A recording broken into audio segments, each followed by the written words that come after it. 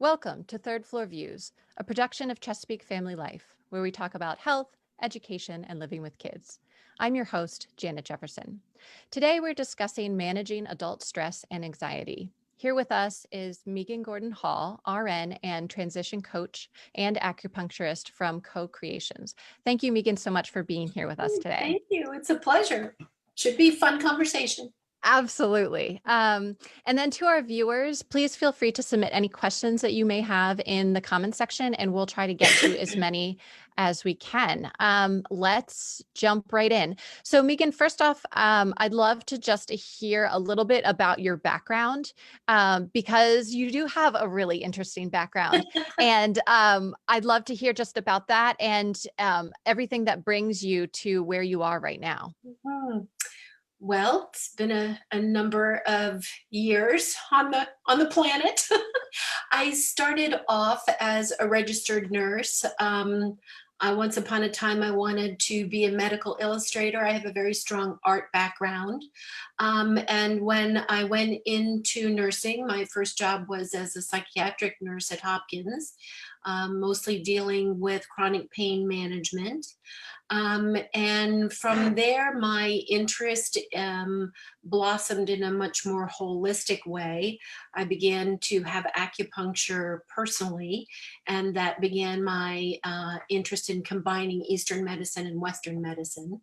So I have 4 kids, and I've had a very rich life and been able to weave together balancing my personal life and my interest in as an eventually became an acupuncturist. I've been an acupuncturist for almost 20 years. And along with that role as a healthcare practitioner, that's always been very much about being the patient advocate and teaching patients, patient education in all forms. And so that has led me to being a transition life coach. So it's all sort of blended together very nicely, and throw in there being a yoga instructor along the way. So it's a nice time in life that I'm able to pull those different areas of my professional life and personal life. So glad to be here. Well, thank you. I think that's so important to approach some of our challenges right now through mind, body, and spirit. And it sounds like you really are, in some ways, the perfect person to address that because you do have so much experience in all different Yeah. aspects of that. It's been challenging for me when I listen to the news, and I feel like there's this golden carrot, this external event that's going to happen that's going to fix us all. And I keep on wanting to raise my hand and say, well, why isn't somebody talking about food as medicine and food as preventative medicine? And Mm. why aren't people talking about, using vitamin C? Why aren't people talking about how if we can manage our emotional and spiritual stress, that would go such a long ways to boosting our own immune system, much in the same way that we're hoping that one form or another of some vaccine is going to be able to shield us from any adverse reactions to getting the virus. It's much in the same way that every fall we talk about, well, make sure you eat properly and take your vitamins and all these kinds of things. We've somehow forgotten those tools that are available to us. I think people have become so fearful about this virus being so different. And yes, it's definitely a novel virus, but we can still apply some of the things that we've always done to kind of protect ourselves, and cover your mouth, and don't sneeze on people, all these kinds of things that we could be doing. So I think that's been a little bit of frustration that we're not talking, helping people feel more empowered, Huh. than just waiting for this magic cure that is creating more anxiety for people. Is that going to come? Is it going to be in 6 months? Is it going to be a year? Is it going to be effective? Like, we get into this spin of, somebody else has control of our lives. And would like to have a conversation today about ways in which we ourselves can feel more empowered and boost our immune system. Mhm. That's really helpful. And that's one of the questions I had is right now, parents are so anxious for so many reasons, or they're so stressed for so many reasons. We're in a pandemic, but then also home life is everything, is all life right Right, now. right, right, And right. so everything is amplified in the home, and that can be really stressful, and therefore all of our relationships as well. Um, and parents are now becoming educators, and they're often the primary teacher for their child right now. So I think that the stresses on parents have really skyrocketed recently. And something that everyone says is, oh, self-care, like make sure that you're taking care of yourself. You can't take care of others until you take care of yourself. But personally, as a parent, sometimes I feel like that's a little bit laughable, because I'm like, I don't have time for that. I don't have time for that right now. And I know that, like, it's so important that we make time. And what some of the things that you're saying, self-care, are things that is Yeah. just sort of like responsible adulting, like take your vitamins, make sure that you do these things that Right, are very achievable. And I think right, for some reason that we right. have forgotten those things a little Thank you. bit. It's like, Yeah, oh, that is empowering. Like, you're right, right. Like, if right. I eat a balanced diet, that's gonna make me a Right, healthier person. right, And right. maybe will actually help with some of my Yes, stress as well. yes. So, you mentioned kind of a couple of key words, like these roles have been amplified, and parents are now teachers. And I kind of want to raise my hand and go, well, wait a minute. Weren't we always the teachers? I mean, didn't we teach our kids ABCs? Weren't we their primary teacher? And I think that part of the upset seems to be in the languaging of those roles now. And I think that we kind of need to, I suggest, that we get back to sort of our authentic roles with our kids.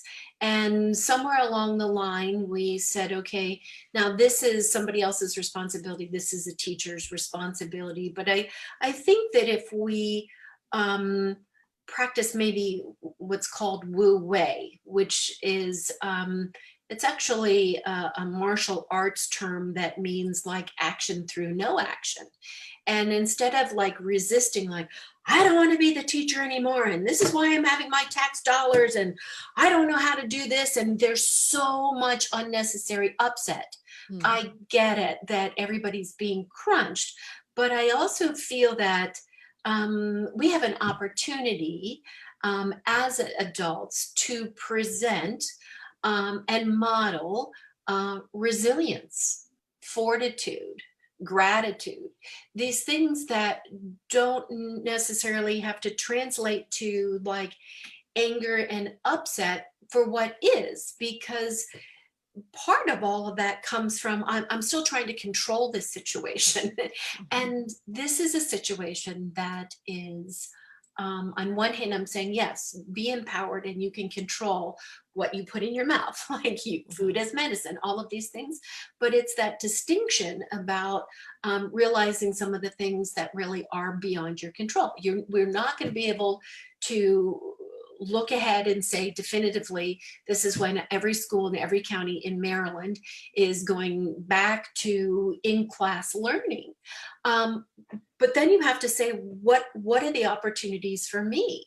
And right now I feel like, well, you were talking about how stressed people are. And the interesting thing for me as a practitioner over all of these years is I have witnessed for the past decade plus how stressed parents have been Mhm. because we have put these exorbitant expectations, not only of ourselves and what we can do personally and professionally, but with our children. I have been seeing kids come in with stress fractures at 11 years old, 12 years old, 13 years old, because they're going from whatever lacrosse practice to, Tai Chi practice, to piano lessons, and the kids are stressed because they're overcommitted. The parents are stressed because they're overcommitted.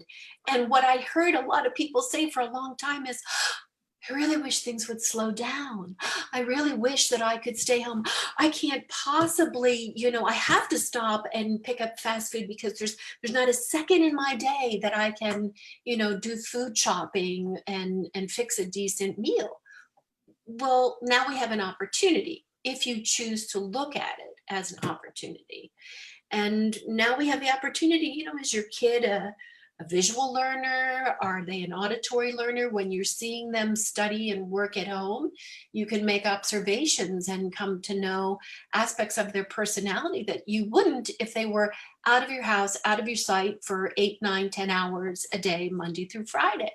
So I think that there's lots of a lot of people definitely, a lot of my clients now are in upset, and yet to be able to realize that there's always two ways of looking at things, not to minimize how dire some people's lives now are, and I'm not minimizing the virus at all. I mean, it's a historical pandemic, and that old adage of like, when life gives you lemons, make lemonade. It truly is like, how are you viewing this situation? And that's that piece where, back to the taking the vitamins and things like that. One of the best things that we can do for ourselves to boost our immune system and keep the virus at bay is to find happiness. That boosts our serotonin level. That helps our immune system. So I don't want to like make this sound like this is frivolous, because this actually might be one of the hardest things to do. Our culture is very accepting of, like, yes, you go to the gym 3 or 4 times a week and you carve this hour, but not everybody's on board with, well, I need to do some, soul searching. I need to do some spiritual development. I need to do, become an energetic warrior, and I need to learn how to meditate and kind of wrap my head around what's happening here. We don't always put as much energy into our emotional or spiritual development, in my opinion. So you were talking about some of your clients are definitely, working through challenges that we're discussing right now. What are the biggest issues that you're seeing with your clients right now? Are you seeing a major increase in stress and anxiety? Well, yes, and it's really just sort of, a chameleon that's changed colors, because that stress has been there. I mean, I have been working with people for years and years and years. Like I said, it's sort of like, well, Tommy got up late and I couldn't get to my meeting in Tyson's, and the traffic was bad, and there was, traffic on the bridge. And I mean, people have just been, getting more and more and more and more amped up over the past, I would say, a decade, that we have been putting these unrealistic expectations on ourselves, and again, on the kids. And so I don't feel that the volume of people that I personally am seeing has greatly increased, or the type of issues that they want to work on therapeutically are, largely more about stress. It's just a different type of stress. So if people had issues in their marriage, their partner, they have communication issues, or they don't feel supported, well, all this does is sort of spotlight those dynamics. And again, I say, that doesn't have to be a crisis. That can be an opportunity. It's like, if you've been overweight for 20 years and you've been a smoker and you're diabetic, but if you fall and break your leg, well, you just have more complications because you have these unresolved issues that you're carrying. So I think that COVID has just given us an opportunity to rectify some things and work on some things personally. And I would also say professionally, I think that there's a lot of people who have said, "Oh my gosh, I'm so afraid because I lost my job, but whew, I'm so happy I lost my job." You know, there's these blessing and these curses, Right, right? right. And so that's the piece of, the acupuncturist and me blending with the coach, which is, well, boy, that's an interesting conversation. Let's talk about that.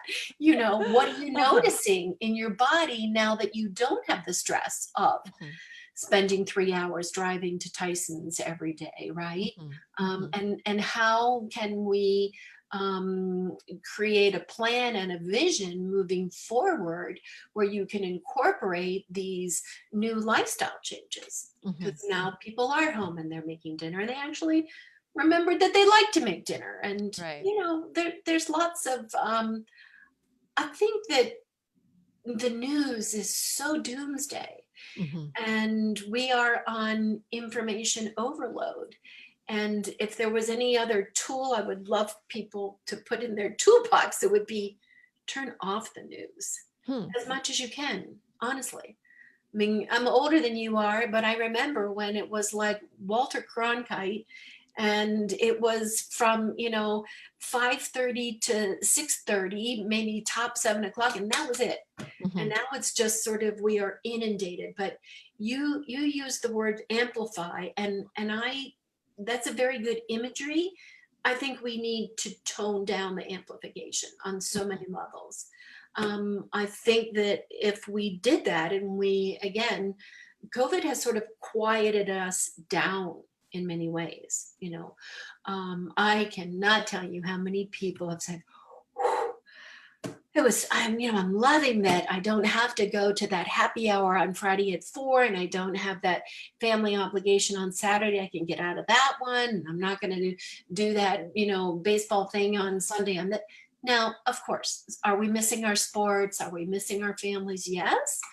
But it's always a question of balance, right? I mean, and Mhm. it goes back to that. I think that a lot of people's lives were very, very frenetic and very out of balance. And so that's what I'm seeing shifting gratefully for a lot of people.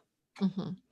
So bringing things back into balance. And then you also talked about, reducing our media consumption No, to no, against nothing against you guys, because you guys do a great job. Not you. No, but I think this is a common thing, and I definitely do it too. I'll be lying in bed, about to turn off the light, but I'm like, oh, I'll just check my email one more time. Or oh, there's a new Washington Post headline, or well, I'm just gonna like scroll through Facebook and just see what my friends are doing. But then all my friends are posting political or controversial or Right, something that's like right, clickbait to some right, right, degree. And right. then I fall into this hole. And then before I know it, it's late. So I'm not getting as much sleep as I should be. There it But is. also the wheels in my head are spinning. It's going to Exactly, be harder for me exactly, to fall asleep. exactly. Which we So, know is not a right? healthy thing. And so this is that part that I mean. Um, so, we spend a lot of time going to the gym and Mhm. we exercise our body. And COVID is giving us an opportunity to exercise our mind and hearts in different ways. Hmm. And so it is a discipline. Okay, people go, "Oh, I could never do meditation. Man, my mind is so busy. I couldn't possibly sit still for 3 minutes." And honestly, for some people, it really is a challenge to Hmm. sit quietly in their bodies for 3 minutes. Mhm. Mhm. That's not that long. Mhm. But when we begin to say, "Oh, okay, well, I'm setting my intention for the day. And, I realize that I've been snapping at Joey and Jill while they're home doing their schoolwork. And I want to be a different model for them. And I want to get back to my authentic, calm self." Well, you kind of just like you would set up a plan, a business plan. It really is, I'm committing to not turning on my laptop or telephone until whatever, Mhm. 9 o'clock. I'm committing to turning off my phone and laptop at whatever, 7 p.m., 8 p.m., certainly no later than 9 p.m. And why am I doing that? Well, I'm doing that because I personally want to feel better. I want to be a good example for my kids. Mm. And that all just translates to, the microcosm being a picture of the macrocosm. What we're doing individually in our nuclear families is what's going to translate to the larger community. Like, it takes a village, right? Mhm. So I think that if you approach that as a discipline, Mhm. like you get up and you go to your downstairs gym or you take a walk, you are disciplined in doing that. And I just think that for many people, they don't realize that we need to sort of flex our other energetic muscles. Mhm. And that is like other ways that we can discipline ourselves. Mhm. When people say that they're really stressed and they want to scream, I'm like, well, where's the insight about what that scream is about? Is Mhm. that scream because you feel like you're out of control? You have a fear that, this somehow translates to poor college scores down the line. I mean, I don't know Right. what makes some people in that moment hit that button, but that in and of itself is an opportunity for some self reflection and some self discipline. Mhm. Even if that means like when we were, when the kids were 2 years old and we're like, you have to sit in the corner for a minute. You just want yourself a corner. So why do we not do those kinds of things for ourselves? I'm sorry, excuse me.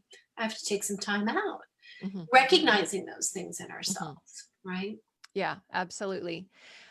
So with that, I want to talk a little bit about, and we brought this up briefly, but about a spouse relationship or partner relationship, and sort of the both sides of the coin there. One is, um, we a lot of women, but maybe it's just one partner in particular has taken a little bit more of the mental load as handling the different challenges or new things that has popped up in the family. So whether that be handling virtual schooling or doing primarily some of Yeah, those sure. chores that needs to happen, how to sort of unburden that partner. So whether it's yourself or your partner, but then also if you see that your partner is struggling, how can we support that partner in finding space to move forward in a positive way? Yep. Great question. And it's interesting because again, I feel like it's important to realize that all that COVID did was put a blanket over the cracks in the cement, Mm. right? So it has not been my personal or professional experience that marriages where there was um, like a defined contract, a defined agreement. Listen, I'm going to do the wash this week and you're going to do, the lawn this week. When those tasks and roles have been well defined and well oiled, COVID didn't, rattle too much there.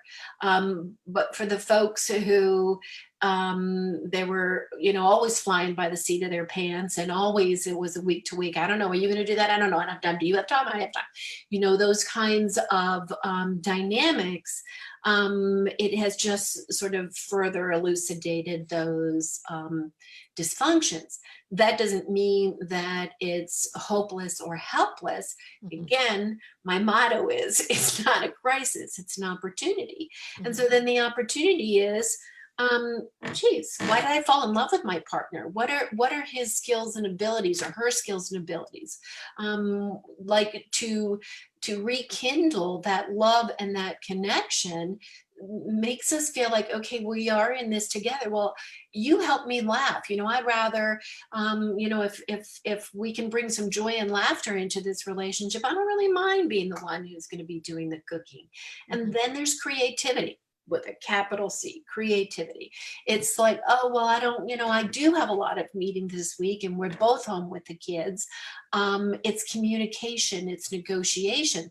Let's get creative about this. And maybe this is the week that we get, Ollie, now that we have all these like Blue Apron and Hello Fresh and all of these kinds of really healthy eating choices that then become potentially hey, well, let's get the kids in on that.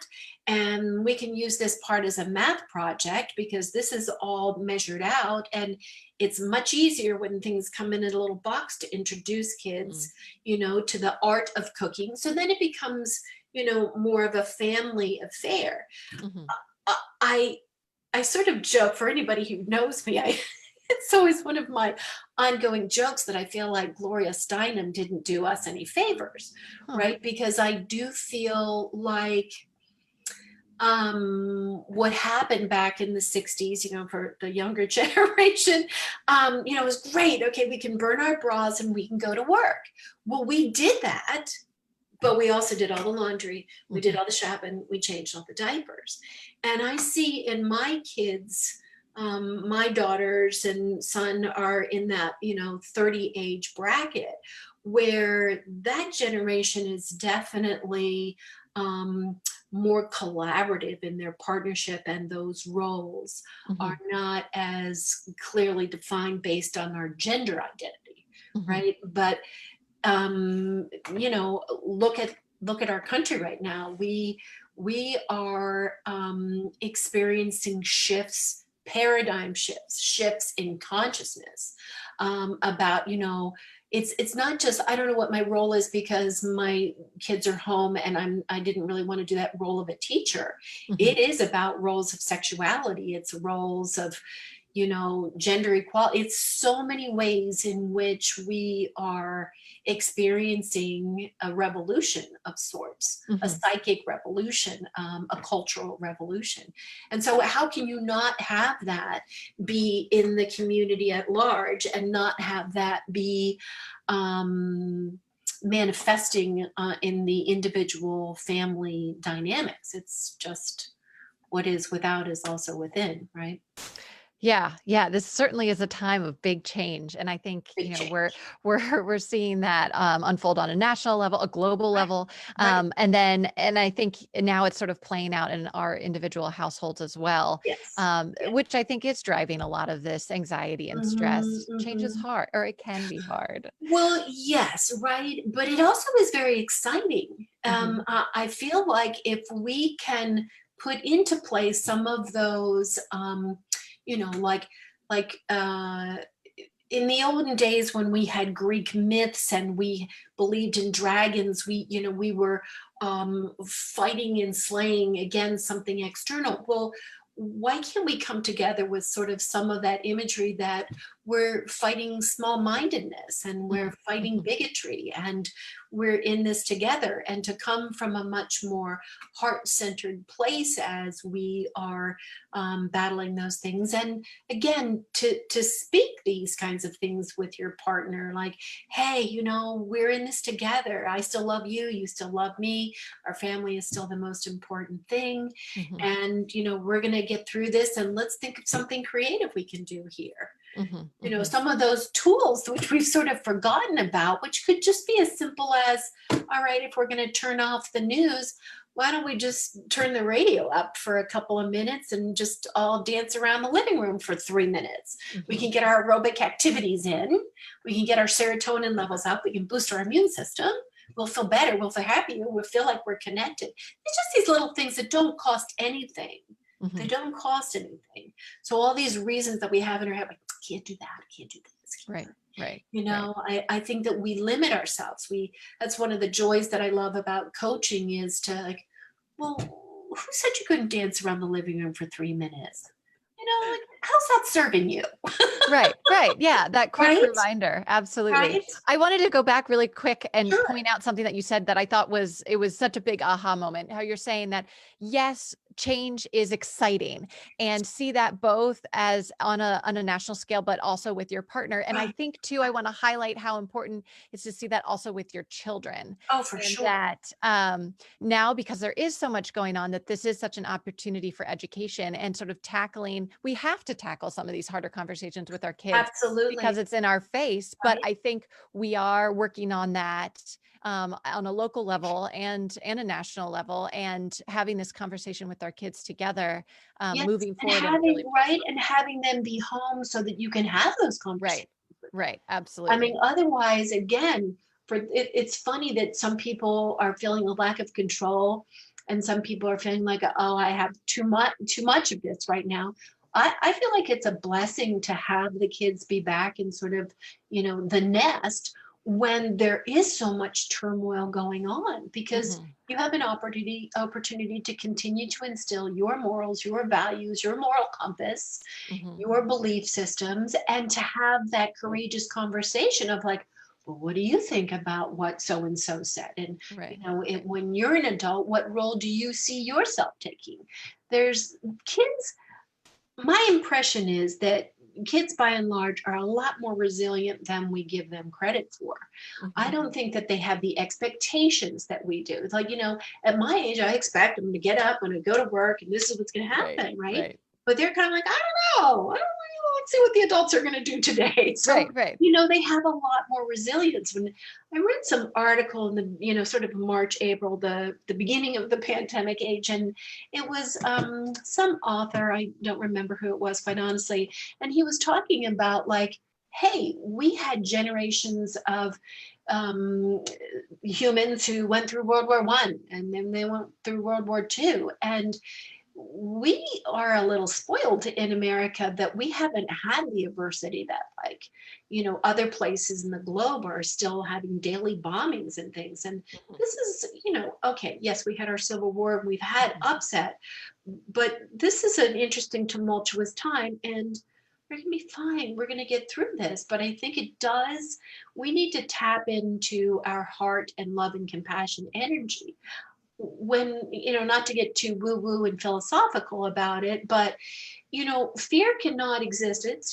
someplace in the Bible, I'm sure it's a million people have quoted something to this effect, that fear cannot exist where love abides. And Mhm. so if we can keep on focusing on that sort of connection, again, the best that we can do for our immune system, everybody's happier then.